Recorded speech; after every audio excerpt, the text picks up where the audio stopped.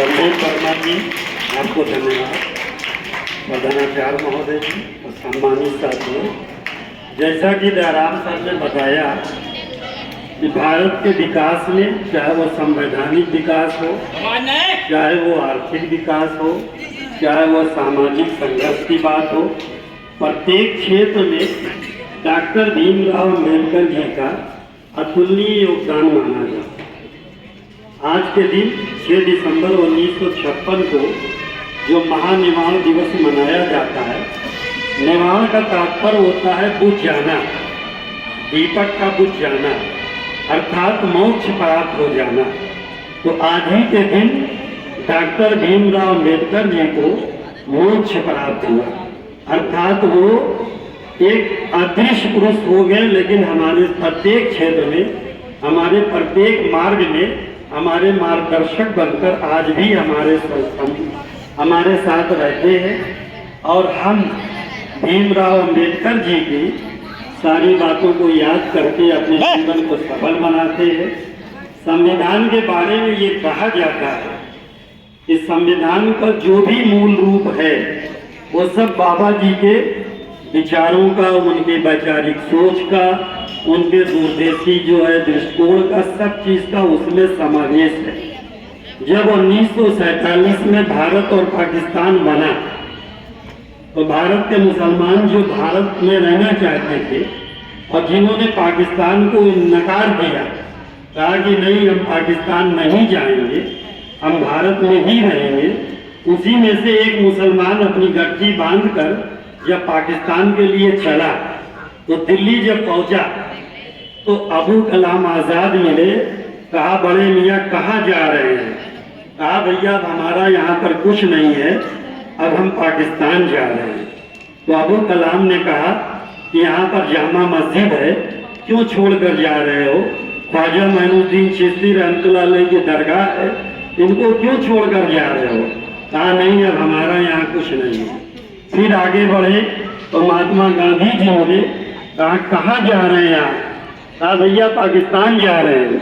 कहा हिंदुस्तान क्यों छोड़कर जा रहे हो? कहा भी हमारा यहाँ पर कुछ नहीं है। फिर और आगे जब बढ़े तो पंडित जवाहरलाल नेहरू मिले। कहा बड़े मियाँ कहाँ जा रहे हैं? कहा पाकिस्तान जा रहे हैं, अब हमारा यहाँ पर कुछ नहीं है। और जब आगे चले तो भीमराव अम्बेडकर जी मिले।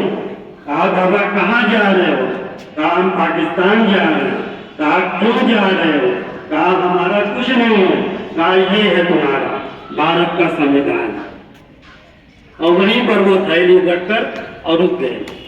कहा ये संविधान है कि संविधान सबको जीने का अधिकार देता है, जो भी भारत में, चाहे वो नागरिक हो और चाहे सामान्य निवासी हो।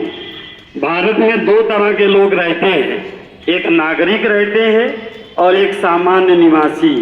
सामान्य निवासी में नागरिक भी आते हैं और गैर नागरिक भी आते हैं। सामान्य निवासी में नागरिक भी आते हैं और गैर नागरिक भी आते हैं।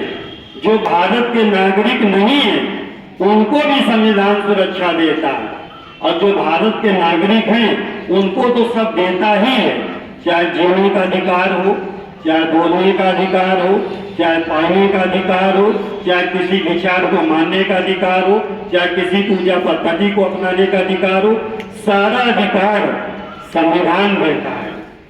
मगर आज ये बात चल रही है कि भारत में संविधान बदला जा रहा है।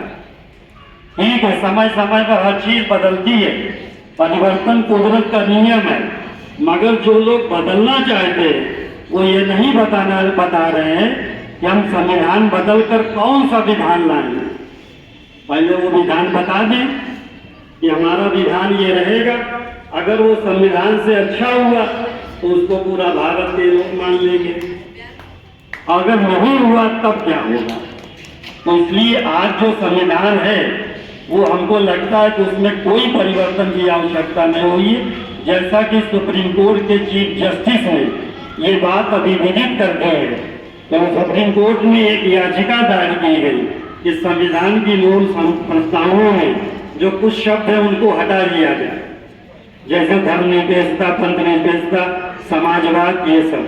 लेकिन संविधान के ये सब मूल भावना को हटाने से इनकार कर दिया सुप्रीम कोर्ट ने और कहा कि नहीं, संविधान में जो प्रस्तावों में जो जो शब्द लिखे हैं और जिस आर्डर में लिखे हैं वो ऐसे ही रहेंगे।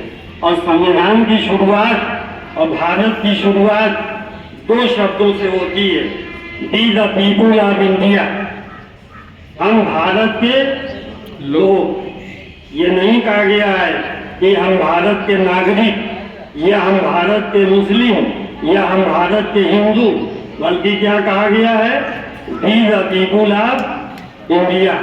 और यही भारत की मूल भावना है और यही आत्मा है भारत की। धन्यवाद।